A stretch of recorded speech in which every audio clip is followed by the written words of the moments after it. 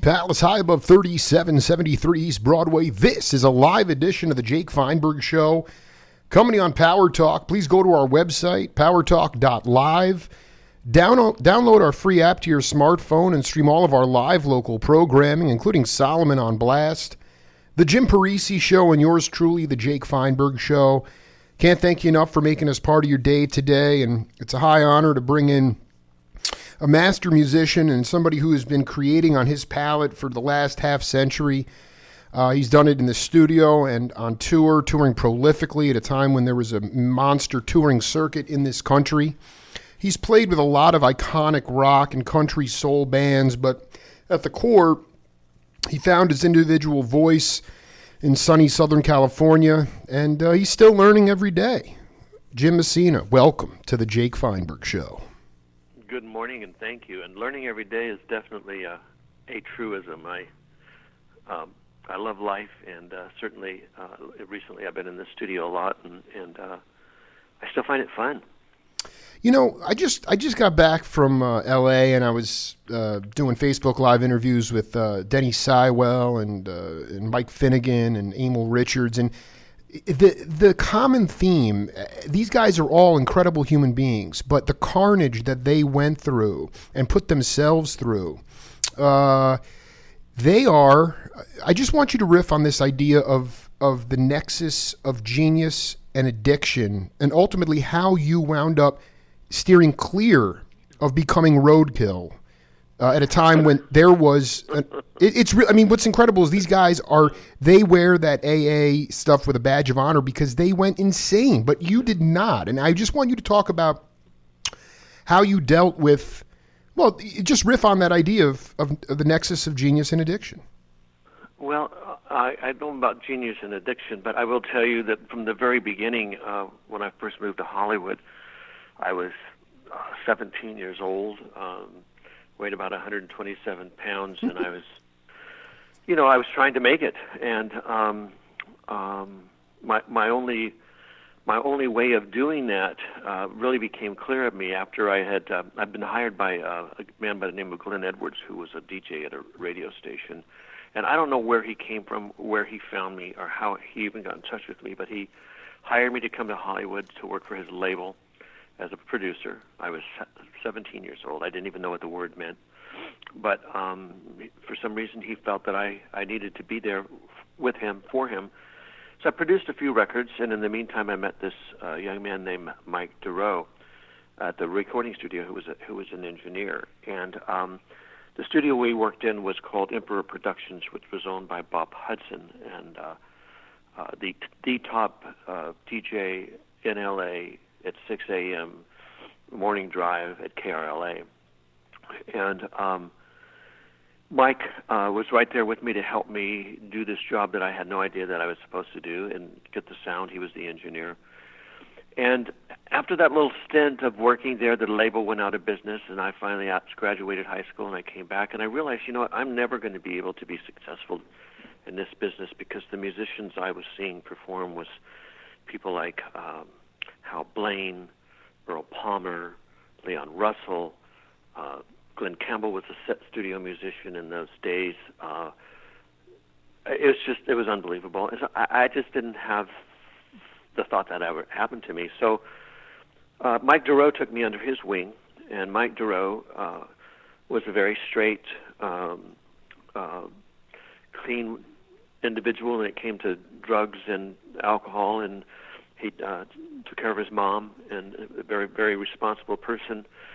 So he kind of mentored me when I got there. We were starving to death, had no money, and whatever we earned, we shared. And eventually he trained me as a musician to do both studio wiring, second engineering, also mixing, and put me on my way to being able to support myself. And through that whole process, being on the other side of the glass, I kept seeing musicians and artists who I admired end up getting drunk or stoned or feathered to such a degree that they could barely talk or move, and I didn't understand that. So as time went on, and I had opportunities started to to come my way, you know, suddenly I'm around all of that with some pretty high-end people. And I remember a couple times someone saying, "Oh, you got to try this," you know. And the first time it was smoking a little bit of weed, which I thought was a lot of fun. But when I came back the next day and listened to what I had done in terms of mixing, it just didn't sound good. And I just thought, you know, I'm not sure this is something that I want to do while I work. Right. And then later I remember, you know, trying. Somebody said, "Oh, we've got a weekend of studio time here that you can have for free, but we're going to have to take all weekend. So here, take this pill." Well, I think it was called a Black Beauty. I don't know what the hell it was. But I was up for about 3 days, and I swear I thought I was going to die. The only way I could go to sleep was to put a cold washcloth that had been soaked in ice on my forehead to get the attention off of my heart that was beating so hard. And I thought after that, I said, boy, I never could do that again. And wow, man, wow. And then as time went on, you know, when we were in Poco, we were playing the Atlanta Pop Festival, which was in Macon, Georgia. You know, I didn't really know how many people were there until years later when I read there was over 1 million people in a cornfield, no water, no security, nothing but the local biker gang kind of trying to keep things organized. And when, you know, it was the time when Jimi Hendrix, Poco, and ourselves were on the same bill. And I remember Jimi Hendrix walking onto the stage as we're walking off to the stage, getting into a limousine, and someone says, "Hey, listen, we got an overdose here. We got to get this person out of here, and there's no way to get him out. Can we put him in your limo?" So we laid the guy in the back floorboard on where you keep your feet, you know, across the limo. And I looked down at this young guy, long hair, and his eyes were rolled back into his head, and he was frothing at the mouth. And I thought, oh my God, what did he take? So over the years, I just kept seeing people not doing well with that. I didn't do well getting high. I just didn't feel like I played right. So I kind of gave it up at a really early age. And I think the real clincher at one point in time is that we were all just rehearsing at Stephen's house, and apparently he had been rehearsing there himself the few nights before, and the police had said, "Listen, stop at 10 o'clock. You're disturbing people."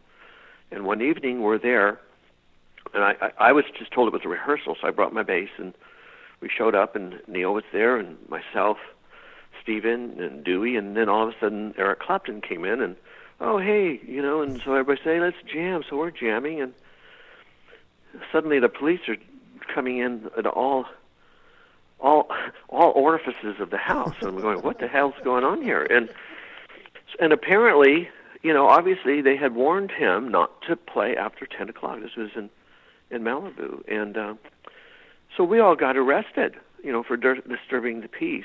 And a couple of the gals there who I didn't know, certainly, and I didn't know that anybody else did, but they had pot on them. And in those days, anyone in a room who had any kind of illegal substance, marijuana being the case, were all arrested for felony. And my mother worked for the Paris Police Department. My Uncle Ode was a motorcycle cop, and oh man, the name got broadcast all over, and I was so embarrassed. And my parents were disappointed in me, and I said, hey, look, I wasn't doing any drugs.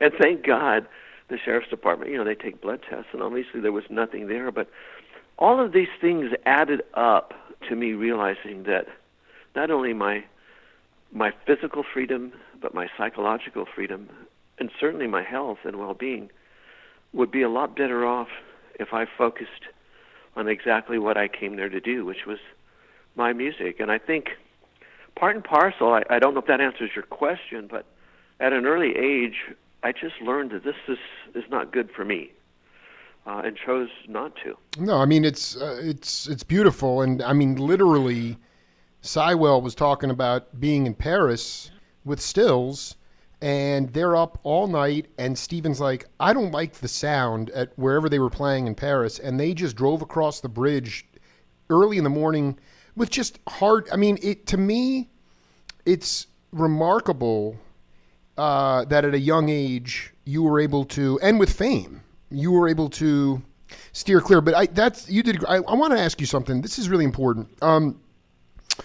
I've done a lot of research in the Bay Area. Most of the cats that your peers, whether it was Jefferson Airplane or whether it was Country Joe and the Fish or the Grateful Dead, those guys were all folkies. They all were folk guys, okay? And the first rocker or surf guitar player up there was John Cipollina.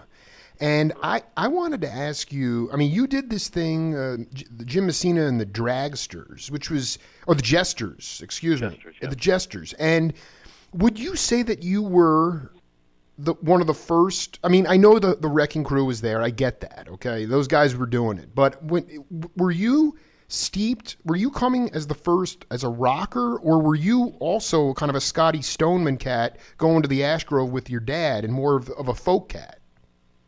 Well, no, I was not a folk cat at all. I started out, my father was into Western swing, Bob Wilson, the Texas Playboys. He loved, Chet Atkins, Merle Travis. He liked Spade Cooley. My mother was more of what they used to call in those days a race music lover. In other words, I love it. Yeah, Hank Ballard. So, I had Freddie King and wow. And I had the Cadillacs, the Zoom, all that stuff being played, along with Elvis Presley and of course Ricky Nelson later. But I came in the scene really with a. See, I was raised in Texas as a young kid, so Freddie Fender was also one of those people who kind of snuck in my life when I was a kid, because my stepfather had done some work for him, and I got a chance to go to his studio. In fact, that's the first time I saw a Fender guitar. That's the first time I ever fell in love. The second time, well, the third time, let's say, right. was with my wife now. Right. Fenders and females have always been the apparatus. That was the first time you fell in love with the apparatus. I did. That's triggered my libido in one way or another. But nonetheless, I came from that direction, and so when I was a kid, leaving that as an influence was really about the Ventures. It was about the Deltones, Dick Dale and the Deltones. It was about the Torquays, about the Ventures. I think I said that. And so I was coming from a guitar place, more twang, more. And then when the assault rifle guitar came in, which was Dick Dale, of course that sort of just took me and my buddies by surprise, and we'd go see Dick Dale at the Riverside National Guard Armory or at the Swing Auditorium. And that's kind of what I think was the first time in my life that anyone ever really hit the core in me and wanting to be able to try and reproduce a sound that I was hearing. So, and I was just young enough. I think I was 13 when that started to happen. I'm in high school, so and I moved. I had lived in Manhattan Beach with all the surfers. I was getting ready to go to Maricosta High School when my parents thought it would be a good idea to move to the Inland Empire where they grew oranges. Freaked me out. I went to Riverside wearing Converse tennis shoes and Pendleton shirts, and Soundcraft T-shirts, all involved in surf music, or the surf world, I should say. And then suddenly I'm stuck out there in the desert. And I think that's probably what inspired me to pick up my guitar, to keep me close to what it was as a young person I had already decided was my genre in life and in music. So I put together a little band in high school, and we started playing those songs in the Ventures, in the Torquays, Walk, Don't Run, Perfidia. And then when Dick Dale came along, started learning some of his tunes. And eventually, as as a young man moving to Hollywood, realizing, well, Dick Dale is Dick Dale, it's not me, and Right. and I'm never going to be as good as these people. And I have to tell you, it really, Mike Durow, the engineer, who, by the way, is extremely successful in this day and age. He builds the VU meters, Durows, that every radio station almost in the world has and depends upon. Wow.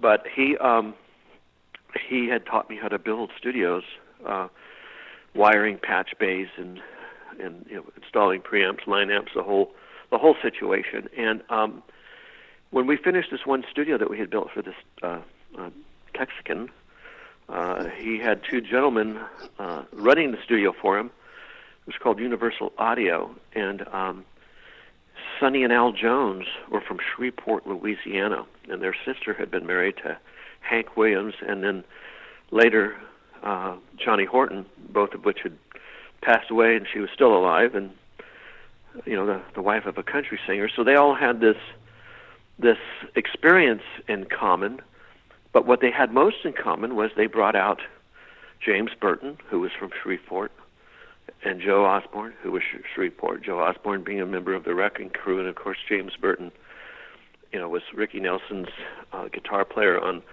Ozzie and Harriet that we used to watch, and then later became, just a number one first-class country guitar player, both in the rockin' world and in the country world. And I'd just finished building the studio with Mike. It was for these guys, and all of a sudden, and then never really met them in person before, but suddenly through the door walks James Burton, walks Joe Osborne, walks Roger Miller, walks Dorsey Burnett, Keith Allison, Jerry Allison of the Crickets.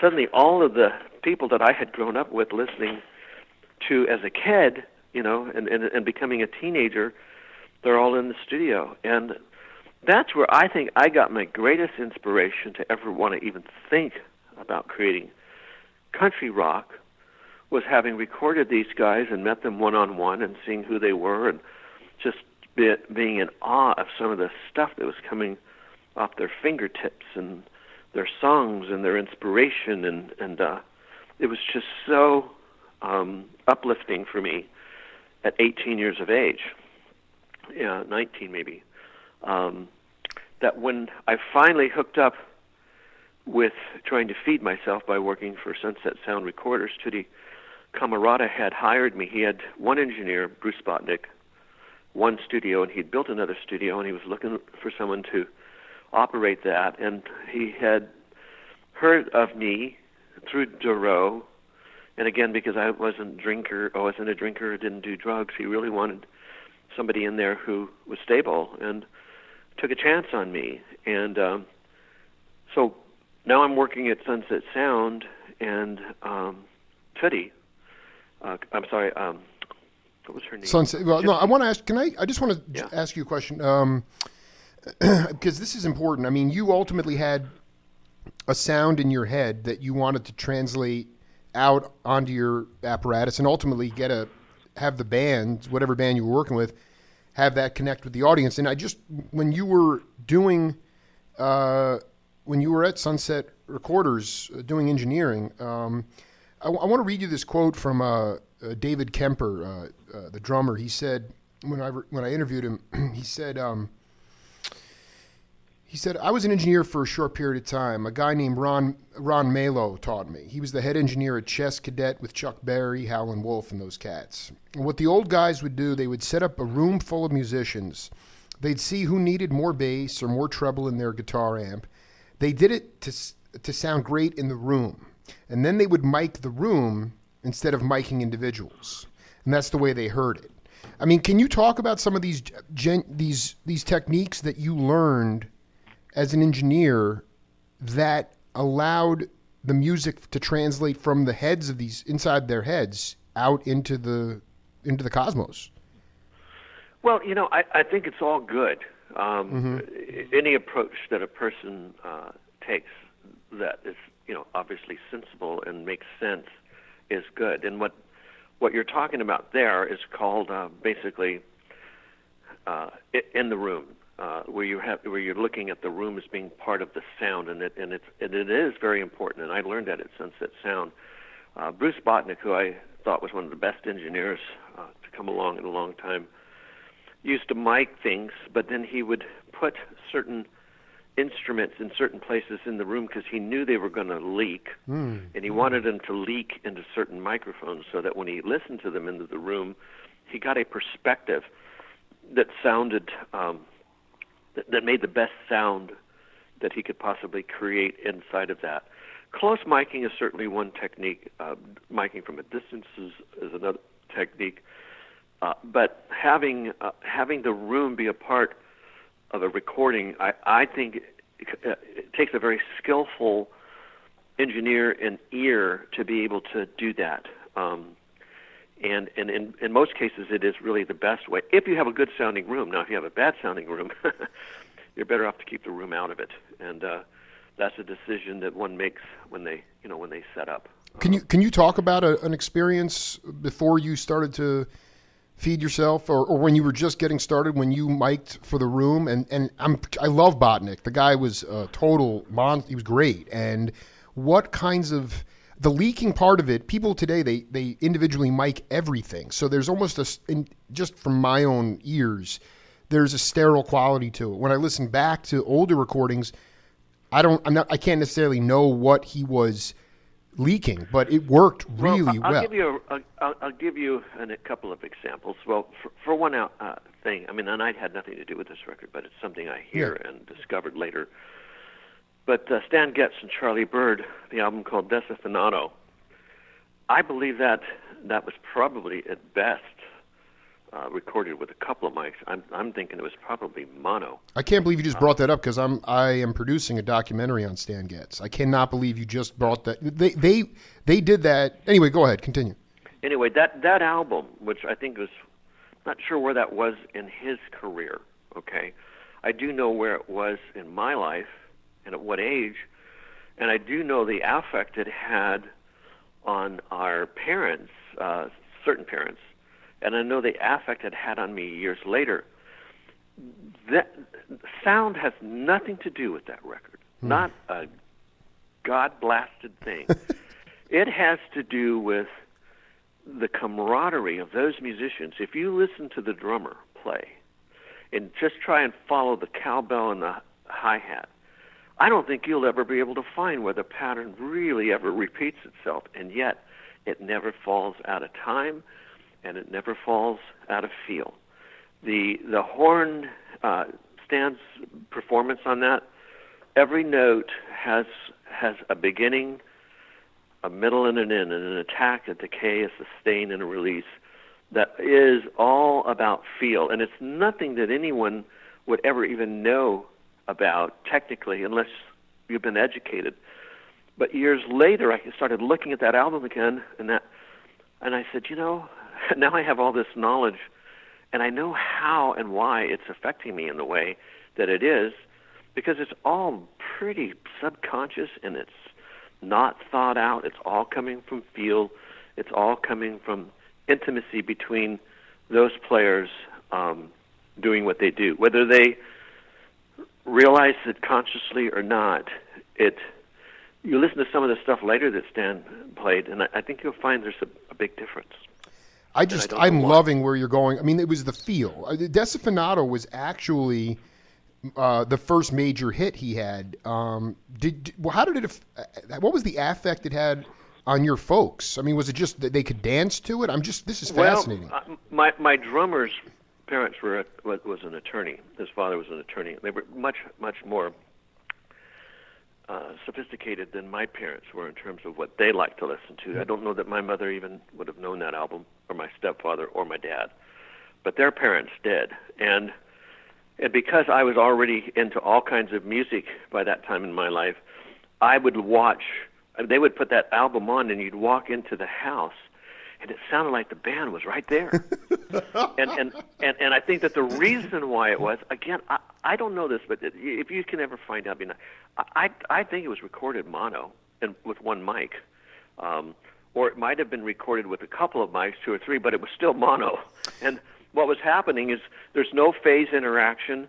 and the depth comes from the amplitude and the gain that each instrument is at. Now, I don't know in those days if they were using compression or not. I know I started using it in the middle 60s, with the RCA made an AX96, then they made a BACA, and Gates had a limiter that they used. And generally, that stuff was all used on the output of the console going into the input of the transmitter, where you had these, a transmitter basically is just a big old power amp with tubes that are about 5 feet high to be able to broadcast, 100,000 watts as opposed to 100 watts in your house. So they had to protect those tubes. Those tubes in those days were probably $5-10 a piece, and you do not want to blow a tube out because some guy's playing a fuzz tone guitar, and so it was all designed to be able to protect the transmitter. But we learned later that you could go out in a 1954 to turn on the radio and hear something. You go, wow, that really sounds great. Why didn't it sound that good in the studio? And you start realizing, oh my God, it's the compression. Wow. It's the compression. Yeah, exactly. So we learned these things. Death Affinata was just one of those albums that sounded like you were right there in the moment, and those guys were playing so well and so good that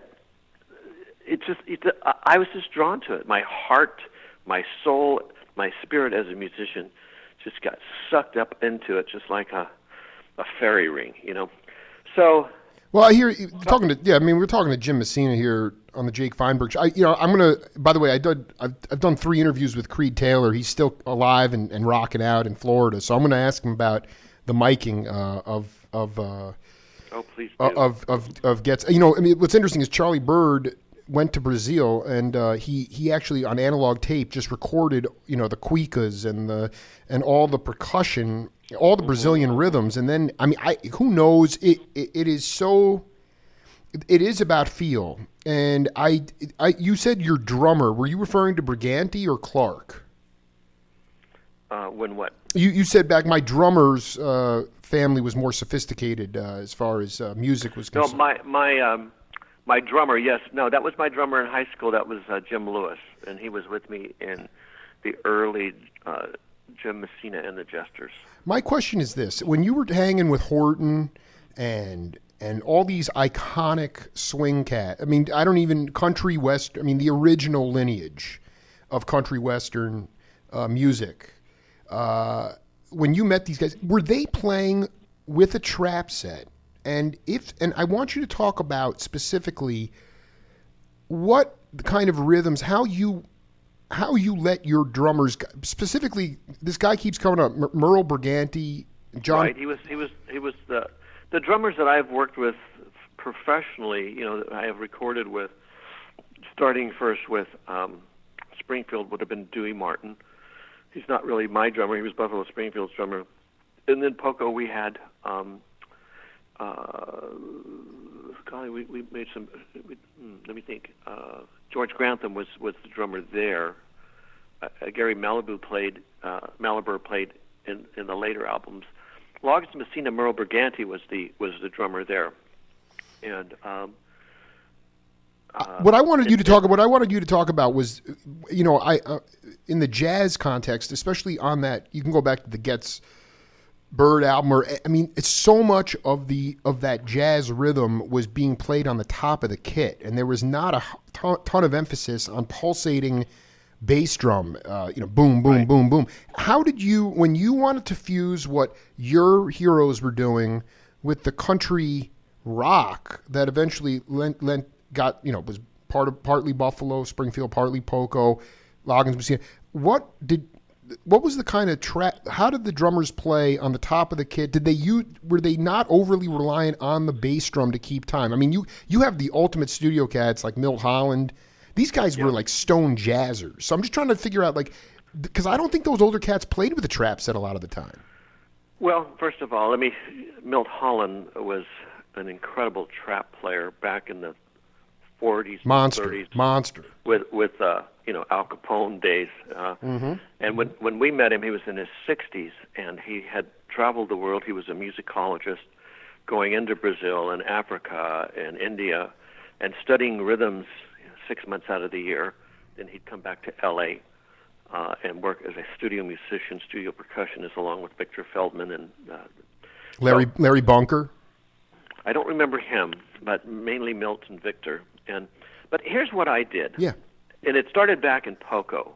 On the second album was the first album that I finally was able to get an engineer to work with me. I was not allowed to touch the board when I signed the deal with Epic Records. Even though they signed me as a producer-engineer to produce Poco, they had a collective co-bargaining agreement, which disallowed me being able to even touch a board without fine and or penalty. So I was not allowed to do what I had learned how to do, and I had to find an engineer. The first engineer, a gentleman by the name of Terry, had been really, how would I say this and be kind at the same time. He had no experience of doing rock and roll. It was mainly, the Andy Williams, the orchestra stuff, all of that earlier era Yeah. And genre of music, and therefore had no experience. And was put in a situation with us, he couldn't relate to what I was trying to talk about. And I genuinely, not that he was being stubborn, he just didn't understand. What were you saying to him? I'm curious. What were you trying to get across to him? Well, I wanted to use compression, and I wanted to use EQ, and I wasn't getting any dynamics out of the drums. The miking was wrong, and I couldn't move it. I couldn't touch it. I couldn't tell him he was wrong. I could only make suggestions, and of course, my suggestions were nothing that he wanted to hear because he's used to doing it a different way. And it was just that kind of awkward situation where you've got two worlds coming together and one is unable to communicate to the other. So by the time I hit the second album, the Poco album with the Oranges, a guy by the name of Alex Casanegras had started working there. And he understood what I was talking about, and he liked to use limiters, and he liked to do this, and he liked to experiment. And it was the first time I was able to convince him that we could actually record stereo drums. That was not a concept that was being used at that time. And what I did was I said, look, instead of putting, all the drums on one track, let's separate the kick, separate the snare, separate the hi-hat. Of course, in those days, by that time we had 16 tracks, thank God.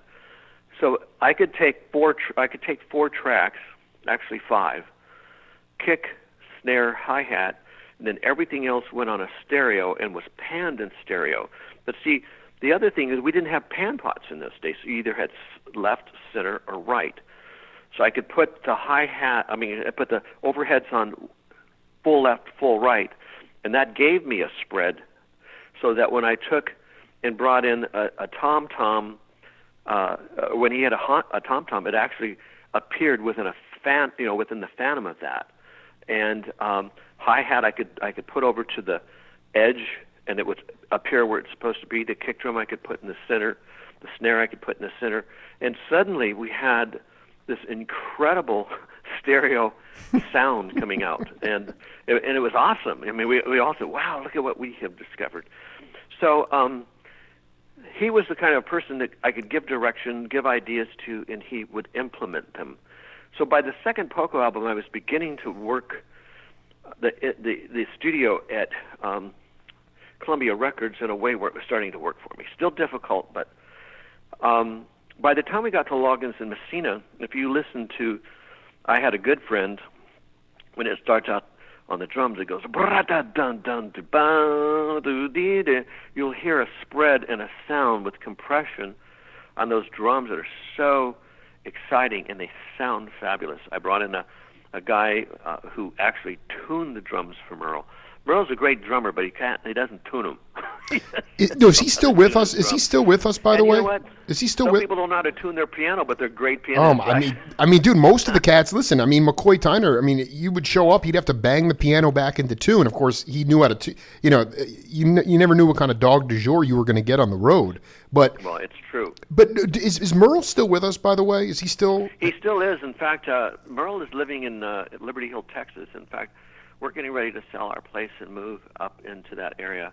I want to be closer to him. He's a good guy. Well, I just would love to catch a hang with that cat at some point. But Jim, I would like you to touch on this too, because I mean, were you let's just go with to Poco or take any band you want. I mean, how much, even though how much were you predicated on wanting to have the audience show up and hear what almost verbatim what was on the record, or were you interested in taking them on a trip each time? I mean, did you want it to be always what we recorded, always trying to get what we had, and I still do to this day. But as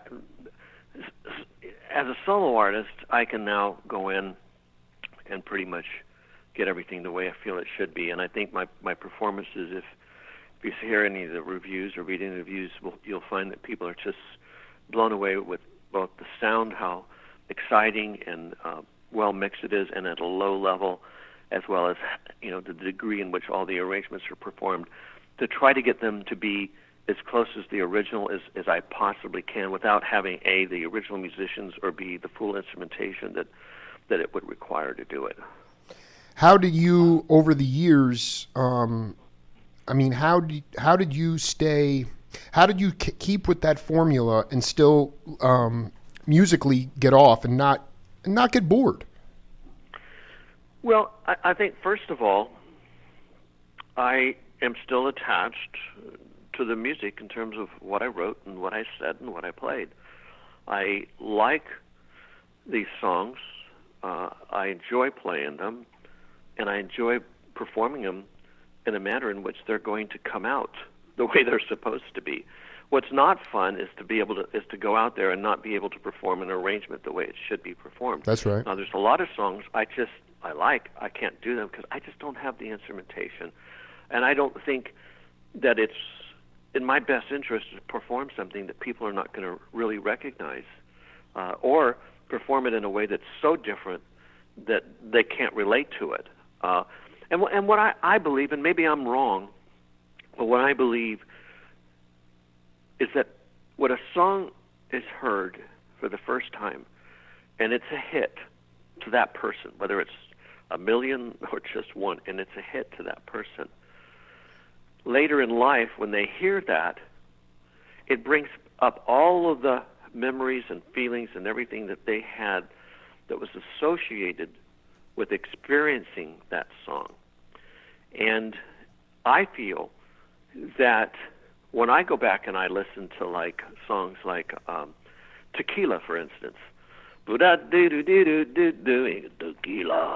and I listen to it recorded in any other way, it doesn't have the same affect to me, right, at all. Right. But when I hear the original one, I go, wow, and I'm there. When I hear Desafinado, I'm there.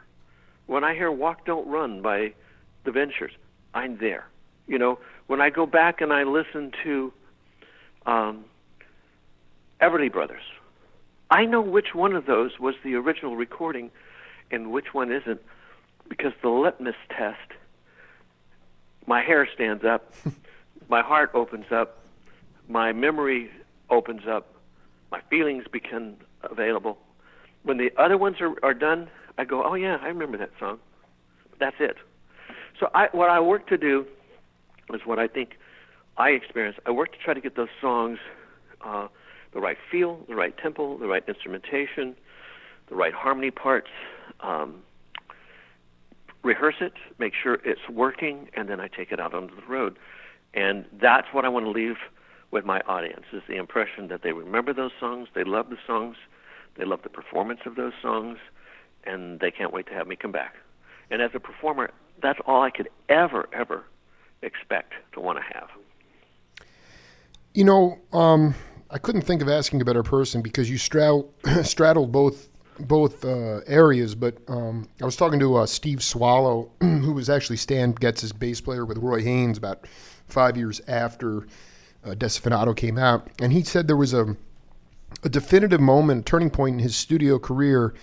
Up till that point, in the albums he made, the musicians weren't getting producer credits, but within the recording, the musicians had a huge amount of creative input on how the tunes would go. And he remembered... that's not production. That's arrangement. Okay, yeah, no, I'm sorry, but at a certain point in 1969, he was doing an album with Gary Burton, and Joel Dorn had already been creating a lot of hits. You know, it became about hits. You had to make, you know, with R&B and rock with Aretha and all those people, and jazz was suffering in popularity. And at a certain point, Steve came in with a tune for Gary's date, and they had Bernard Purdie and Chuck Rainey and all these cats playing on it. And it was Steve's tune, again, coming from the jazz background. And all of a sudden, Arif Mardin came in and was telling Steve how to play the tune, his own tune that he wrote. And he got surly, and it turned into a kind of an awkward situation, and it didn't work out so well. But after that, it was, and I just want to ask you what you think the qualities of, the bottom line was that his point was that Ahmet Ertegun was saying this company Atlantic stands for making, we got to make money, all right? And that was true. Okay, but Absolutely true. But at what cost to the creative side of things? And I understand there's nothing wrong with trying. I just don't think you can make a hit. A hit doesn't come. You can't make a hit record.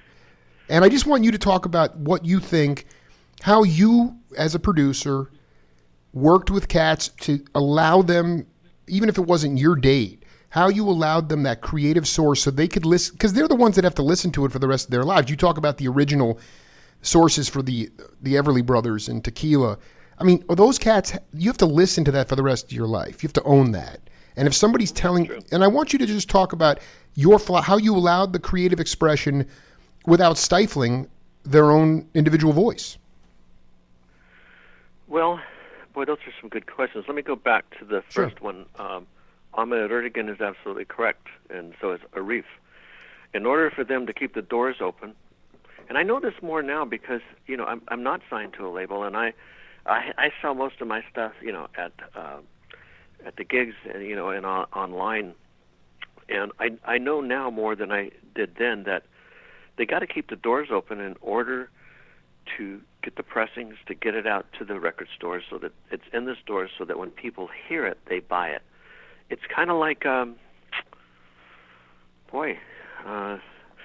it's kind of like a medicine. You know, if you're producing a product and it's not being promoted and people are not buying it, you're not going to be able to have that available to people to buy, even if it's just aspirin. So we tie very closely into the commercial aspect of creating music. Now, we make choices as artists.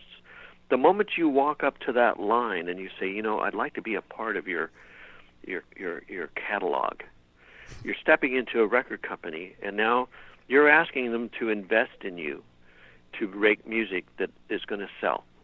There's two ways that happens. You either already have created such such a splash, you might say, in the community of music that, take Bob Dylan, for instance. I mean, who knew that would ever happen? You know, kind of a whiny little voice and, you know, one guitar and kind of funny-looking little guy. Who knew that was going to happen? One guy did. And one guy, John Hammond alone, said, I'm going to take a chance on this, and I'm going to put this out, and we're going to see what happens. And we all did see what happened. Now, somebody else comes up, and they go, gee, you know, you really haven't got an audience, but I like your music. And then you get an Arif Mardin that says, the records that I'm releasing that are selling, that we're seeing people actually purchasing, have A, B, C, and D about them. So the question is, the artist has to say, do I want to make commercial music, or do I just want to play the clubs? And that's where the jazz guys, you know, they were just playing and really digging what they were doing. Well, they stepped up to bass. They started playing real baseball. And someone says, hey, you got to learn how to hit a fastball because they're going to be throwing them at you all the time. You know, so you have to decide, do I want to play this game in the way that it's supposed to, or would I rather just play at the park, you know, at home with friends? And I think once one makes that decision, you're going to have to deal with it. I've had to deal with it. Clive Davis one time said to me, I love thinking of you, but can we get some? Can we make it a little more upbeat and pop? Can we do this? Can we do that? And I said, well, we could do that.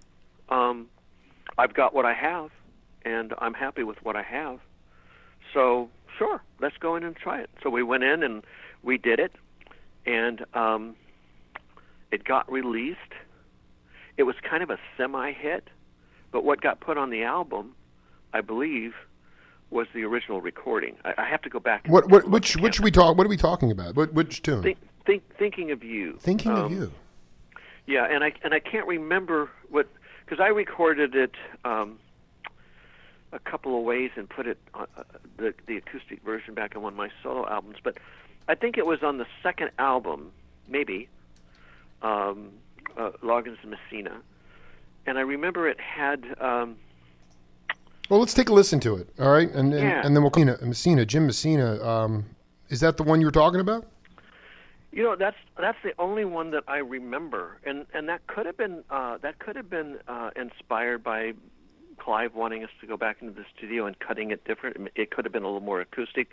I'd have to, if that's off the album, the only way I could tell would be to find the single and see if it sounds any different. The single would be what Clive had wanted us to do.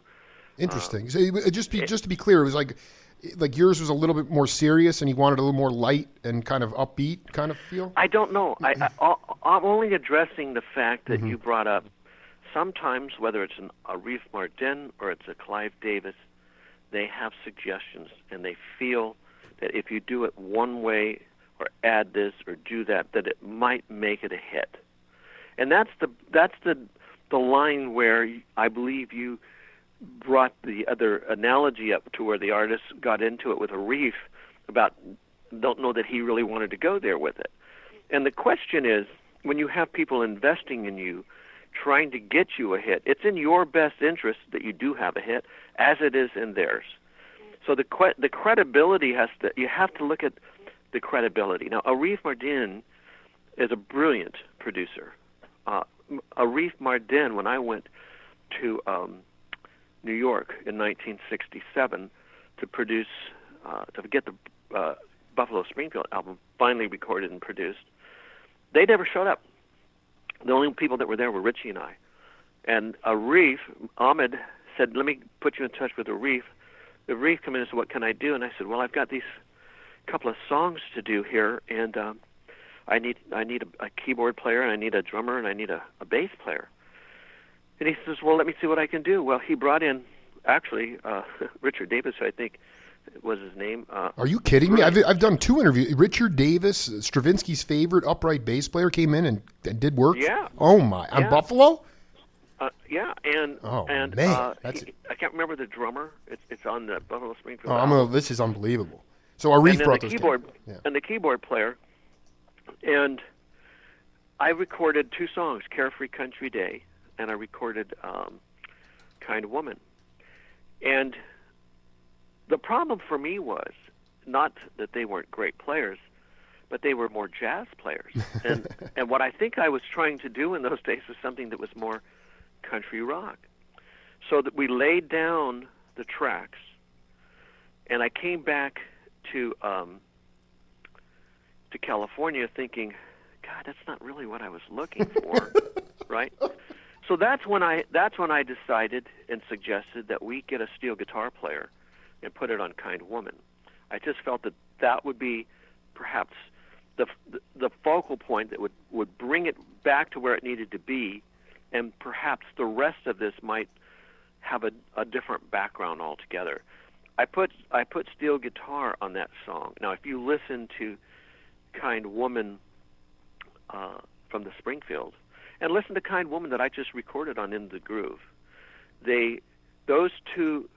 The one that I did on the groove, in the groove, is more like the arrangement I was looking for back in 1967 when I went to New York.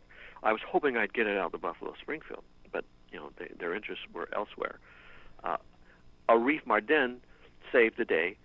At least got me some great players, and it's my job at that point to try to bring these people into a place that's going to be as close to what we need as possible, and I did my very best to do that. But again, there's where you lean on the record label for their help. They're not always going to be perfect. They're going to do the best that they can given the situation, as we all are trying to do. And I'm not trying to stick up for the labels, because there's times where they're just absolutely wrong too. But there's certain people who have the integrity. Ahmed was one of those people. Clive is one of those people. Bruce Lundvall is one of those people. And there are other, presidents and people who really should stay the hell out of the way of the creative process. But all of the people I've just mentioned that I have worked with have always tried to do their best to support me as an artist and trying to get done what I need to get done. And the moment I step up to that plate and I say, gentlemen, I want to play Major League, you got to take direction, and you got to hope that any player on the team is going to have a good idea. Just like you were talking about with those musicians that feel that they produced a lot of records because they made a lot of good suggestions. Well, they did make a lot of good suggestions, I'm sure, but it was about the arrangement, about how the music can feel, how it should feel. Just like Arif was trying to say, I believe, he was trying to say, I think this can feel a little better in a way where I can actually get out and sell it. Absolutely. No, and it was what their job was, to make it radio playable for the remaining community of jazz DJs that were left at that time. I mean, it was like 1969. So is there, can you find a middle ground, do you think? I mean, because you have to find a middle ground, because you can't go in there stubborn, and every time an executive or an A&R guy says, I think you should do this, and you're full of beans. Mm-hmm. You're not going to be an artist on that label. Nor can you go in there every time when they have a suggestion and do exactly the way they want, because as you said, there's no way you can guarantee something's going to be a hit. Somewhere along the line, they signed you because there was something about you that they liked, thought you were credible. You're either a good musician, a good songwriter, something about you. They have to have some faith and some trust that when you make a decision, that you're making the right decision. And that is that's the magic, and that's the beauty, and that's the relationship between commercial music and an artist. And if it was as easy as squeezing a goose and getting a golden egg out, it'd be Willy Wonka's Chocolate Factory. No, I mean, I just watched that with my daughters the other. But so this I just want to be clear. The original Buffalo Springfield album, when I look at the credits here, it's got Jim Fielder on bass, Jim Messina on bass. I don't see Richard Davis. So did those cats ever?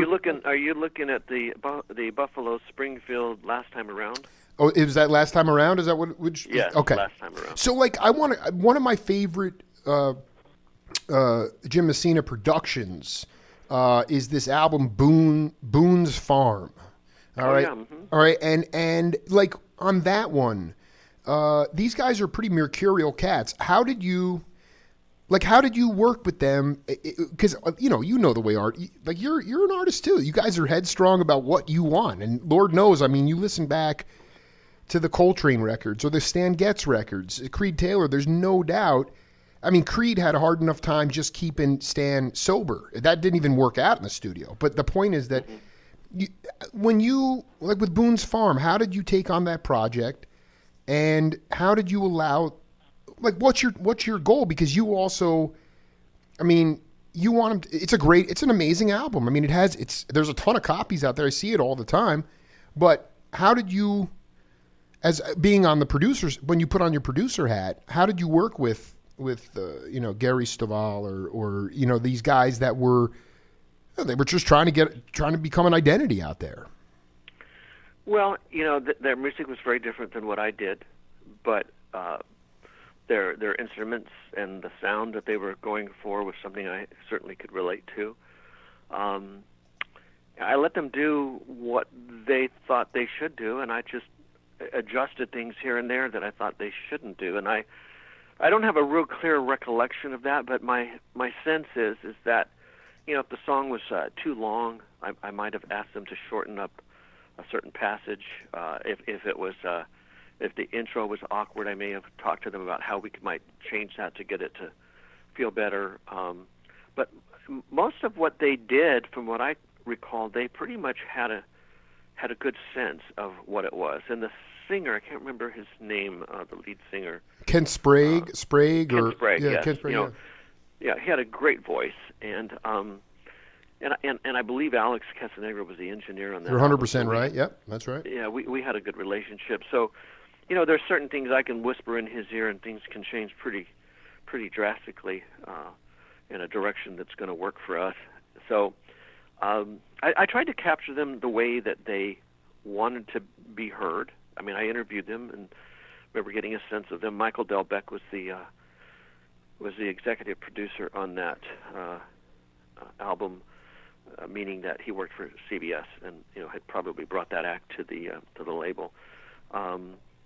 But producing is directing. I mean, Steve Spielberg, when I first met him, was when he started working at Universal, and he had directed a movie with my former father-in-law, Barry Sullivan, and we were talking one evening, and he was telling me how much he appreciated the contribution that Barry had made. And I said, "What do you mean?" He says, "Well, there are times things kind of get away from you, and it's great when you have an actor who, can help you not only deliver the feeling that you're trying to get, but also conveys to the other actors what's going on when they don't understand." And it made me realize that even in my own business, one has to really keep their mind open to what's going on all around them, because there are times when a drummer is throwing out something goofing around that really is great, and you got to be able to say, hey, wait a minute, do that again. Right. Right. All right. Let's put that in the chorus. Keep what you got in the verse, but let's put that in the chorus, and then write that in for the second chorus as well, and let's wait till we get to the ending. We may want to put it there, maybe not, but let's see what happens. And so, boom, you grab the idea, and you go with it. And then there are other times when someone's throwing out a lot of ideas and it's becoming too much, and you got to be able to say, you know what, let's go back to what we first had, just to get focused again. And a lot of that was with Kenny. Kenny's got so many ideas. He's so prolific in ideas and suggestions that if you let him go, you can fill up 4 24-track machines. I'm curious about this though, because no one would you weren't a jazzer, but I mean, could you talk about, like, did you suggest to Clive that you wanted to bring in a kind of a band to work with Kenny Loggins? No, what happened is that Clive said, I want you to meet with this guy. We're thinking of signing him, and tell me if this is somebody you can work with. So I met with Kenny, and he started out first when he came to my home for an interview. He didn't own a guitar, which I thought was interesting, and he didn't have any tapes, which I thought was really interesting, because I was told by Don Ellis, who by that time was working with Clive, and who had found Kenny along with his brother Dan to meet with him to see if I wanted to produce him. And not having a guitar, any tapes, was really uncomfortable for me, because I thought, why is he here, right? So in order to make the evening move along, and also, quite selfishly, I wanted to find out whether he could even sing or play. And so I reached in my closet and I said, here's an old catgut guitar of mine. Here's a tape recorder. Press record, sit down, play your tunes. And he played Danny's song. He played House at the Corner. He played a few other songs on there. I still have the original tape on that. Wow. Wow. And I was really kind of dumbfounded with what I would do. And at the time, my former wife, Jenny, Barry's daughter, she was there, and she had made dinner for us. And I asked her, I said, "What do you think?" She says, "Well, he has a nice voice, but I'm not sure if if those songs are we're really moving away from folk music, which was what he was playing." And I said, I know. And I listened to it more, and I had him come back again, and I played around a little bit more, and I realized that there was more to his voice than just the folk music. So I thought, let's see what happens if I give him a couple of tunes that I have written. Let's see what he sounds like. And he was there, and he moved into it quickly. And I started talking to him about what songs he liked, what he grew up with, and I realized that there was someone inside there who was really more than just a folk singer. And I felt that if I was going to produce him, given it was 1970, I'd already gone through the Springfield, which was folk rock. It had evolved from folk to folk rock. I've already done, country rock, and it was moving more rock, even in that direction, that in order to make Kenny successful as a producer, I needed to bring people together that can take his music to the next step. So that's when I invited Merle Briganti, who he and Larry Sims had opened up for Poco in a group called the Sunshine Company. Oh, and man. the band had dissolved, and they weren't working. Al Garth was a computer programmer living underneath our house, Jenny and I, in an apartment. And was he doing so computer music and like electronic? No, he was working as a computer programmer for probably for multi-regist cat though. This guy played fiddle, horn, recorder, everything. Yeah. God, monster. Yeah, no, very gifted, and I could tell that because I'd hear him practicing. So Kenny couldn't afford any studio musicians, so I was looking for people who I thought was gifted, who might be willing to take a chance if I told them that we're looking at a record deal for this guy. And let me see what I can do. And so everyone trusted me, and we put some rehearsals together. But now Kenny didn't have a guitar and or an amp. So I took some of the stuff that I had put into storage Buffalo Springfield was pretty broke when they dissolved, and since I had been made a partner, they had spent all the money, and the only assets they had were some old amps. So I said, well, if that's what's there, I'll take them. So I had put the amps and stuff in storage. I had a couple of twins, and not much really, but I thought, well, let's see, let me pull these out. So Barry Sullivan, Jenny's father, had a guest house, a pool house actually, up on Benedict Canyon, and he said, well, if you guys want to use this place to rehearse, and I figured, perfect. I could get the guys up there. We'll go over some of Kenny's songs and see how they're compatible, if they get along and all that kind of stuff. And so we started doing that. But Kenny had never had a band, so he didn't really have any way of knowing how to direct them. Just the songs basically, and good songs. So I went along and said, okay, let's try this and do this, and gave him an amp and gave him one of my guitars to use, and eventually it started to come together and feel pretty good. And that's about the time I thought, maybe this will work. But if I step out of this situation, I'm not so sure there's enough time here yet has been developed between these guys where Kenny can give them the direction that they need to feel confident. So that's when I went to Clive, and I said, look, I've created a demo here. Here's the songs. And he loved it. He said, oh, this is great. Because I cut the whole album, actually, at a studio, in stereo, just to get it so I could edit it and cut it and see if anything needed to change. And he liked it, but that's when he said, it sounds like you're playing on here a lot. And I said, well, I am. And he said, I thought you didn't want to tour anymore. And I said, I don't. I really don't. I said, but, in order for this artist to be successful, for you as a record company and for me as a producer, he needs more time and more experience. And if you're going to sign him now, somebody's going to have to help. And I think it's going to have to be me, because I don't know of anybody who wants to go out and work for free.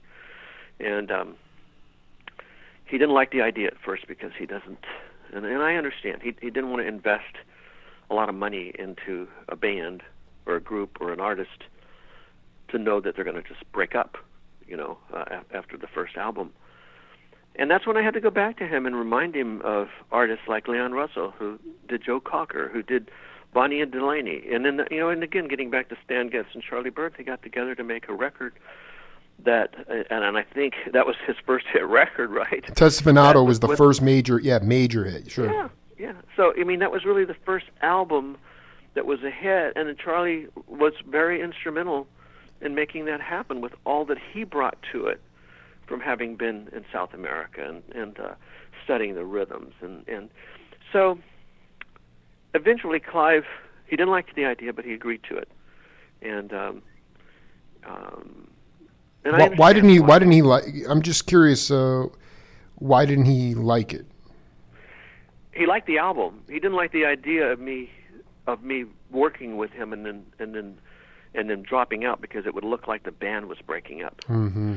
And that's when I said, look, as I said, bringing up the analogies, I said, look, Bonnie and Delaney went on to have albums without Leon Russell being on stage, as did Stan Getz, as did any of the other artists. I said, there's been plenty of times in the jazz world where artists sit in and do something, and then they go on and they make a record. And I said, the difference here is I'm not leaving. I'm not going anywhere. I'm his producer. As his producer, I want to introduce him to the Springfield audience, the Poco audience, and once we're out there and we've done that first tour and we've done the interviews and they're all consistent about where we're going and what we're doing, I'll step out, I'll produce the next record, and everything will be great. And that's what I presented to Clive. And eventually he agreed and went along with it. And lo and behold, he came to me later and said, hey, listen, would you consider working with Kenny full time? Because this album has been very, very successful.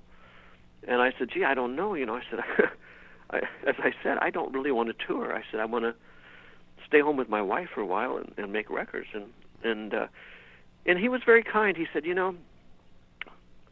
I think I owe it to you to tell you that, very seldom does an artist have an opportunity to have this kind of success. It only comes usually once in life. And he said, I think this is that one time where you may wish to consider or reconsider. And he says, to help you do that, I'm happy to let you out of all your obligations to produce records for us, for other artists, if you'll continue to produce this act. And at least try to get me one, if not two albums a year.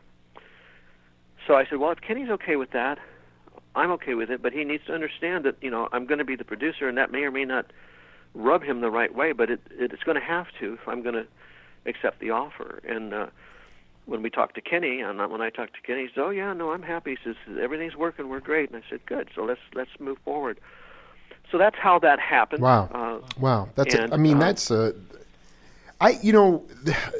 just so many questions in my head, but I did want to touch on something. This new album that you have there's some Latin jazz inflected tunes, and I wanted to ask you,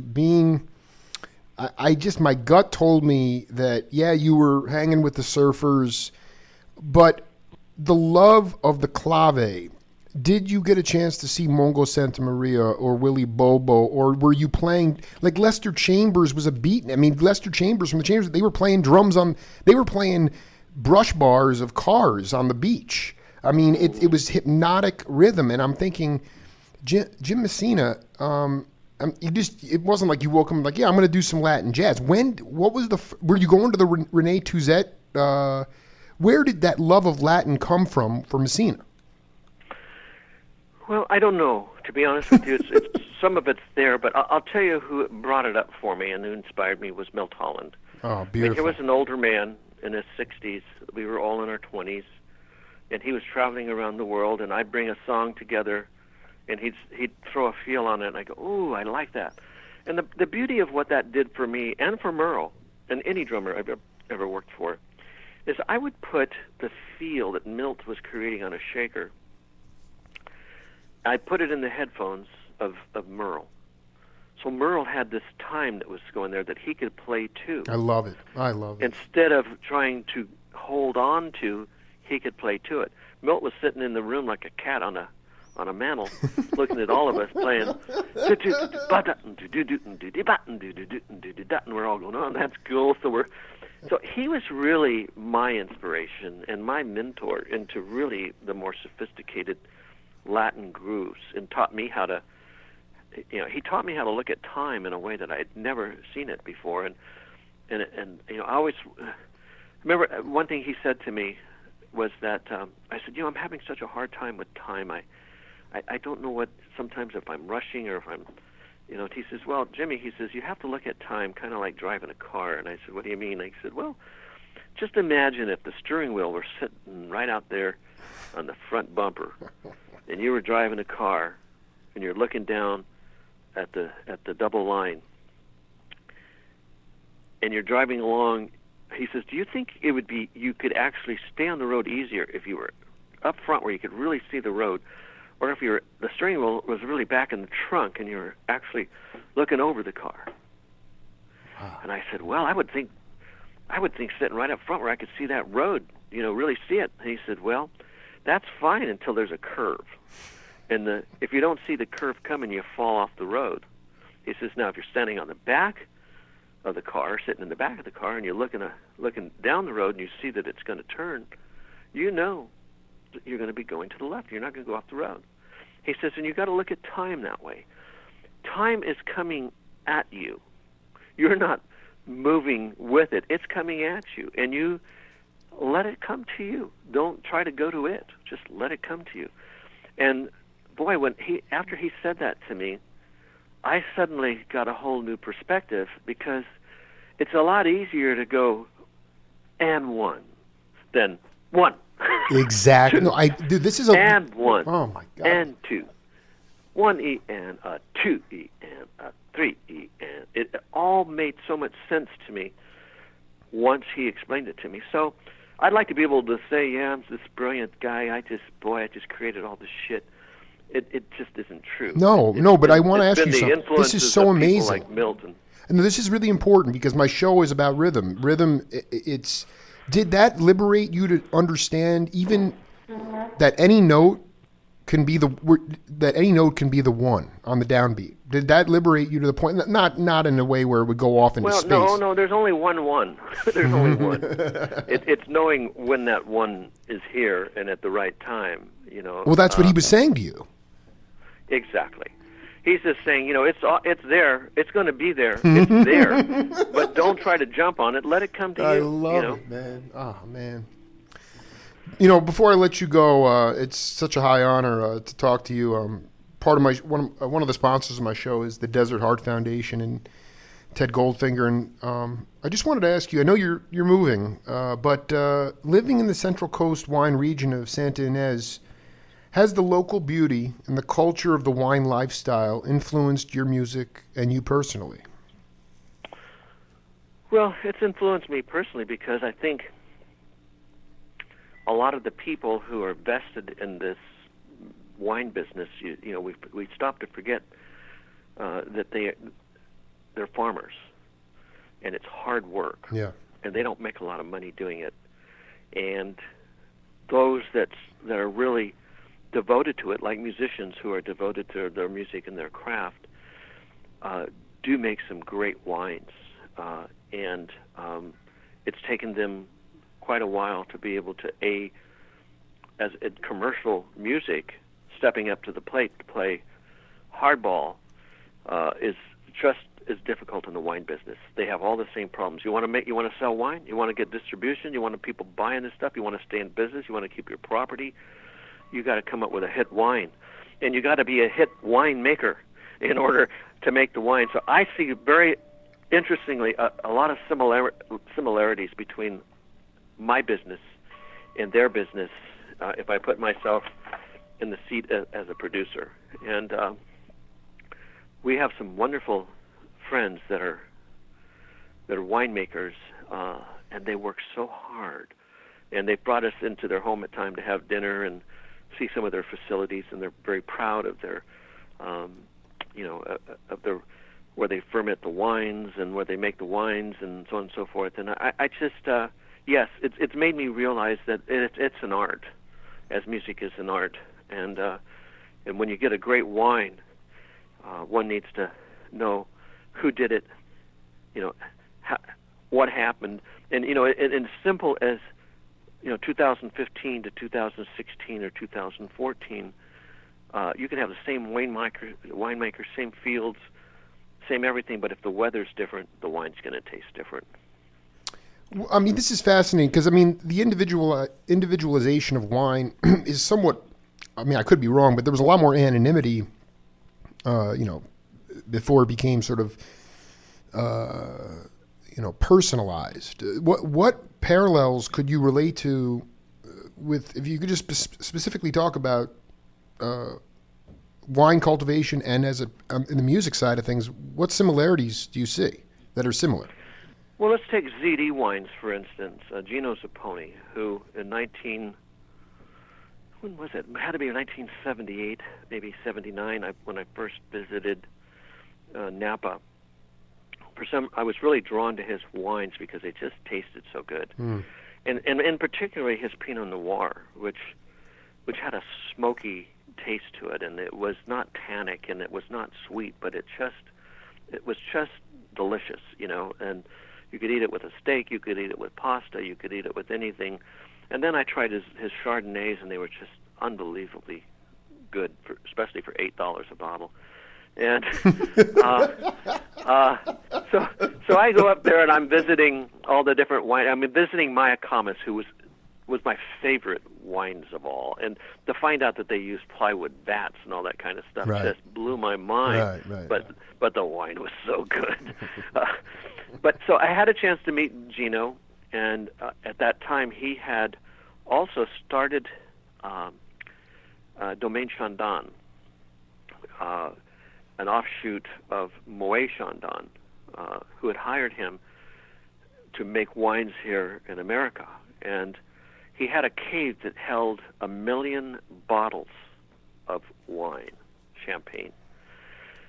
So I got an opportunity to go through that facility and watch them riddle the wine and so on and so forth. And I got a chance to meet Gino and his family, and got a chance to have dinner with him. And when I sat down with him, and we started chatting, he's Italian like I am, and we talked about the old country. And he looked like one of the engineers who worked at CBS. He had a little thing in his pocket for his pencils, and wore a white shirt and cut off sleeves and a tie. And he drove a Honda, from what I recall. His wife had a Mercedes. He had a Honda. So we were having dinner, and he cooked it at the house, and he's serving everybody family style, Italian style, just like I grew up with. We started talking a little bit, and I said, "So, how did you get into doing champagne? Because you're such a great winemaker." And he said, "Well, I got this offer," and he says, "I have an engineering background, and they needed to figure out how they could distill wines and store it, and so I designed these tanks that actually they sit horizontal instead of vertical." And he explained why and what happens and da da da da. And I thought, God, what a genius this guy is! He's really a technician, And I immediately thought engineer, exactly, as I am, because I'm always trying to figure out how to make sound better and so on and so forth. And then we started talking some more, and I said, "So, and then your ZD wines," and he says, "Yeah," he says, I really enjoyed that. He says, "But I kind of do that because of what I learned in Italy." And I said, "Well, what did you learn in Italy?"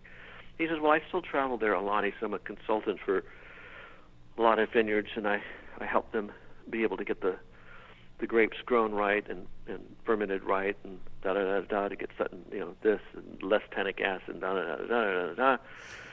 And then we opened up a bottle of his wine, one of my favorite ones, which was a Pinot Noir. We were having pasta that night, and I said, "What is it that you're doing to this? I mean, it just tastes so good."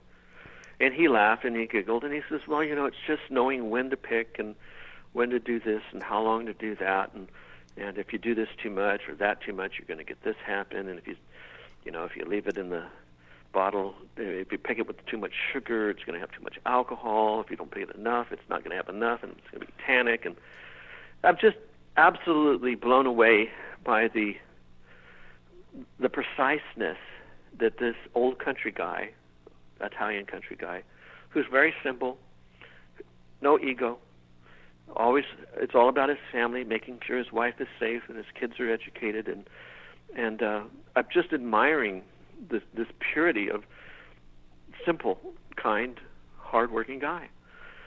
And I realized how hard he had to work in order to make this happen, and I identified with the fact that success is not something that you can be successful at all the time. Failure, now that's something else. That you can count on having some consistency if you really work at it. But the success of what he was doing, I know, did not bring notoriety to him. Just going back to answering your question, it's not the people who really do a lot, that create a lot, that get all the attention, on this. And in some ways, it's kind of nice because, regrettably, we lost Chino. He died in a car accident because he wasn't driving his wife's Mercedes. He was driving that Honda that just couldn't take the impact of the truck that hit him. And again, because he didn't want to spend money on something that he thought was not important. He'd rather be sending his kids to school, that his wife was safe, that he put himself in a bad situation. And he went, and we never really even knew it. I didn't know it until a couple of years later. But the greats don't necessarily get the attention all the time. But in some ways, it's kind of good because the anonymity is worth a whole lot more than the notoriety, I have to tell you. Well, the other thing that when you're talking about knowing when to pick the grapes and not sucking all, not taking all the soul out of it, you could relate that exactly to being in the studio when a cat's like, I want to do that take again. And you're like, no, we got it. That was perfect. You knew at the exact time when to... Well, and you can't do that. You got to say, you know what? I think we have it, but let's do one more, and we'll see. And that way you give your artist an opportunity. Wow, listen to you. I mean, yeah, okay, that's interesting. I mean, there are some engineer or producers that I've interviewed that just, they got to tell Crosby or Garcia enough is enough. That was perfect. Well, there are times when you have to do that. I agree, and it depends on the personality and what personality disorders they have that you got to stop. And some people they need to be told. Whoever that might be, and I've had to do that. But when you've got a take and it's there, and your artist says, God, I'd like to do one more, it's okay. Let's do another one. Boom, it's done. And if it's better, you go, man, what a great idea. If it isn't, you know what? You never have known what we could have missed, but we have what we want. Let's go home. Do you and your wife have a glass of Pinot Noir every evening? And can you talk about part of Desert Heart Foundation is supporting research on heart health and moderate wine drinking. And I would like to ask you about your consumption of wine with meals and as that relates to the health of your heart. Well, I don't know that it does or it doesn't. My doctor did say, and I have a very good heart doctor, he says, how much wine are you drinking? And I said, well, I like to do at least one glass, and I'm on a diet right now because I've lost 12 pounds. I want to lose another 12. So I told him I've limited it to, a half a glass or a glass. And I said, what I find is I used to like to drink 3 glasses of wine. But you drink 3 glasses of wine, and I become the sleepy bear on the travel lodge. So I says, I've limited it to 1 glass, but I pour a third, I drink it. I pour another third, I drink it. I pour another third, and then I'm gone. I says that helps me with my diet. I said, but I'd like to have at least a glass and a half. And he says, well, I don't want to sound gender biased here. He says, but men should have 2 and women should have 1 for a good heart. And I said, oh, that's interesting to know. So we usually have, like last night, I had I think I had a glass, maybe a little bit more than 1 glass of wine, and I left the rest of it in the glass. I remember I went to bed. I'm finding if I can do a glass of wine with my meal and then save a little bit of it for afterwards just to sort of clean the palate, so to speak, I find that comfortable, and I also find that I sleep okay. If I drink too much wine, more than, say, 2 glasses, I'll find I feel a little sweaty at night, and I don't like that feeling. But we don't drink, I don't anyway, drink wine every night. Sometimes, maybe 3 or 4 times a week is pretty consistent. One thing that I have found lately that I really enjoy, and it's a limoncello that is made up in Santa Ynez, and it's a brandy with lemon. What do they call that when you bake the skin? It's called a zest with lemon zest. And wow, is it nice? And it, after a meal, it allows you to digest your food. But again, you do more than 2 shots, and you might as well call the undertaker because it's too much alcohol.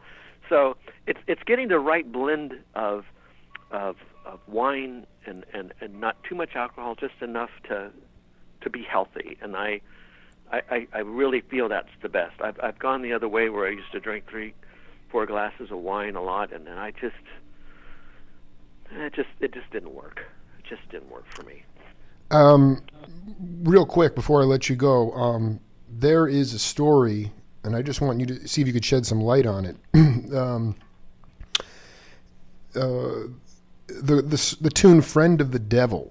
When the Grateful Dead recorded that song, they did it at a super high tempo, and Garcia is quoted as saying that he saw you perform the tune in an acoustic setting in a slow version, and that's when the band decided to change the song and slow it down.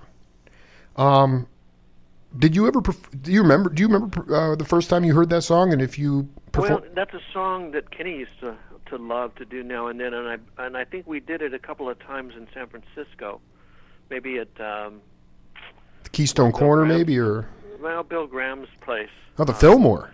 We might have played it at the Fillmore or the other place, Winterland, maybe something like that. But that would be the only time that I ever played it, and it would probably be with Kenny singing it impromptu. And you played it. You played it at a slower tempo. I just wanted, because Garcia was extremely inspired. I wasn't sure if maybe that was because. Well, I don't really remember the original recording. I only know the way we did it, which was not fast, but and it certainly wasn't slow. But it was, "Friend of the devil is a friend of mine." Kind of a medium tempo. Yeah. Anyway, maybe you never knew that, but that's on the record that he saw you guys performing that, and they changed that in tune. And Jim, I'd love to do part 2 with you. I mean, I don't know how quick. I guess you got to sell your house first before you move, right? Or maybe are you going to move? Well, we're gonna sell it before I move. I guarantee you that. Well, maybe we can pick up part 2. I'd love to do another segment with you. I had a ball with you, and I just you've been down here for one concert that was put on, sponsored by the Desert Heart Foundation, and another one for the firefighters who tragically lost their lives up north here in AZ. And love to have you come back at any point to promote some of this. You know what? I have a new agent now, and I was so disappointed in that firefighters thing, because I think we should have had a real agent. I mean, not an agent, but a real promoter. It'd been great if the Doc could have promoted that show, but they didn't. They didn't promote it, and it didn't sell well, and it didn't help the firefighters, and it certainly didn't help me. But the next time we come back, I love the Fox Theater. Maybe we can find somebody who will promote it, and for everybody's best interest. And I just love that theater. What a great theater! I'm so glad that the community has stepped up in keeping that theater alive. It's wonderful. But when we do pick up, this is going to probably be the last time around that I'm going to be doing so much Poco and Buffalo Springfield stuff in my set. I'm ready to move on now and start bringing in more of my Latin roots, Latin jazz roots, rock roots from L&M, my solo records, and starting to put that foot forward. I think when I move to Texas, I'm going through a lot of tunes that I've written and kind of held back, and I'm going to try to look at doing something that's kind of has a more Southwest feel to it, more of a Texas Latin kind of feeling to the music. I'm just ready to make a move here, and I did all this other stuff here because it is so much part of my history. And my agent, when we signed him about 18 months ago, he said, you haven't played a lot on the East Coast, and we'd like to refamiliarize your audiences. You have a big audience over there with your material. So I said, okay, well, I'll put together, a cross-section from 1967 up to now. And so that's what we've been doing, and it's working great. But in order for me not to get bored as an artist and be able to feel fresh, rather than changing my arrangements around, I just move the material around. We'll move the timeline around. Yeah, no, I mean, this is all, listen, the Milt Holland spirit is alive here. I'm willing to take this as far out as it goes. I just want to be clear that when you say Texas Lat, you're not talking mariachi. You're talking more Afro-Cuban? No, we're not talking mariachi. We're talking about going a little further than Mexico and over into Brazil. Beautiful. Taking a flight into Texas. A little bossa. We wrap it up with Bird and Getz right there. But that's right. And I'll send you a copy of this interview later. And if you get a chance, I'd love to get a hold of Briganti for an interview. I want to talk to that cat. Well, you know what? Let me. And we can trade. We can do this off air later. Do you have my email address? No, but let's do it over text, not on the air. Let's just Yes. I'll text you later, and it was just a high honor to connect with you, man. You've done so much great work, and I think in some ways, like you were talking about that beautiful cat who drove the Honda and loved anonymity. Some of the stuff you've done, you maybe don't even know the kind of impact that it's had on people. I think that's part of what art is about. It's to be shared and not judged, and if you can actually feed yourself, then you're doing something even better. So, I mean, thank you for being... My hat's off to that remark. Thanks for being part of the program, Jim. We'll talk to you. Talk soon, man. Uh-huh. All the best. Bye. That's a legendary cat right there, an incredible musician, Jim Messina, and looking forward to doing part 2 with him at some point. Big shout out to Dr. Ted Goldfinger and the Desert Heart Foundation. We'll be back. This is the Jake Feinberg Show on Power Talk. Have a good day.